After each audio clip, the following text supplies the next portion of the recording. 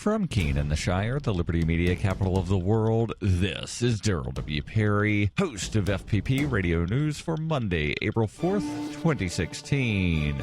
Silver is trading at $15.02 per ounce. Gold is valued at $1,220 per ounce. And according to BitcoinAverage.com, the average price of Bitcoin is $420.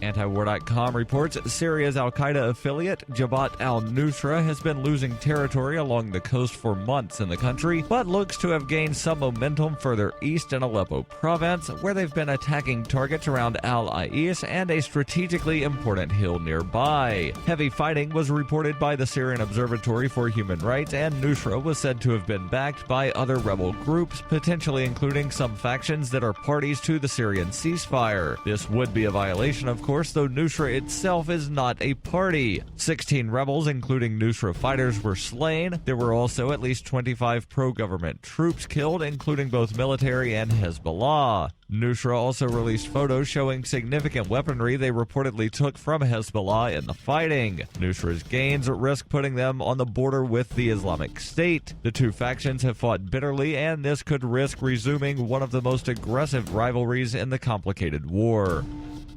Are you an advocate for free market money? Do you promote Bitcoin as an alternative in a fiat-centric world? Then you need Spend-A-Bit in your arsenal, the search engine for things you can buy with Bitcoin. Spend-A-Bit aggregates millions of products from thousands of Bitcoin-enabled merchants. Keep your money in the free economy. Visit spendabit.co today. Bitcoin merchants, ask about our merchant suite to reach even more customers. Spendabit.co.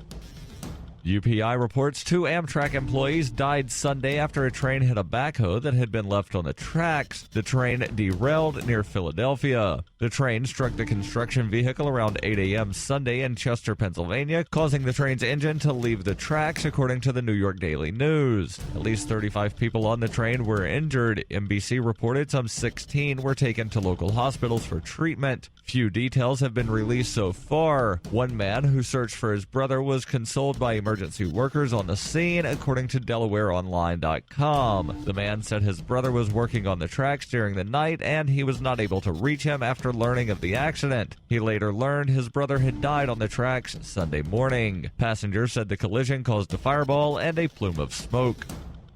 For nearly 40 years, Roberts & Roberts Brokerage has been a trusted source for buying and selling precious metals like gold and silver. They also take Bitcoin for precious metal purchases and have permanently removed the minimum purchase amount for all orders paid in the digital currency. Call Roberts & Roberts today for knowledgeable advice on buying and selling precious metals and a forward-thinking approach to new technologies. 800-874-9760 or visit online at rrbi.co.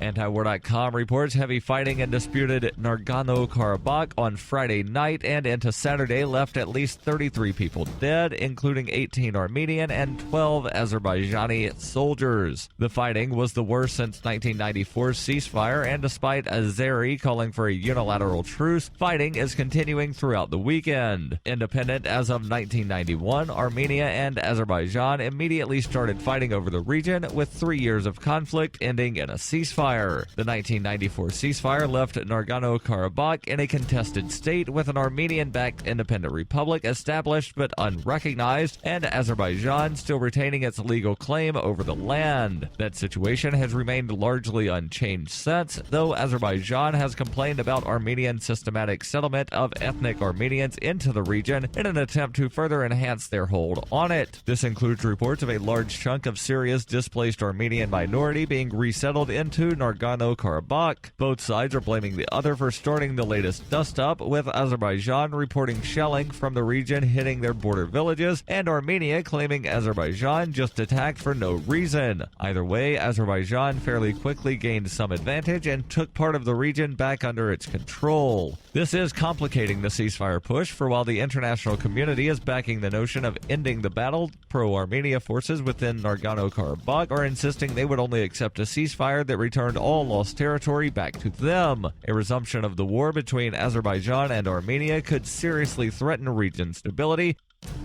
This has been FPP Radio News, online at fppradio.com.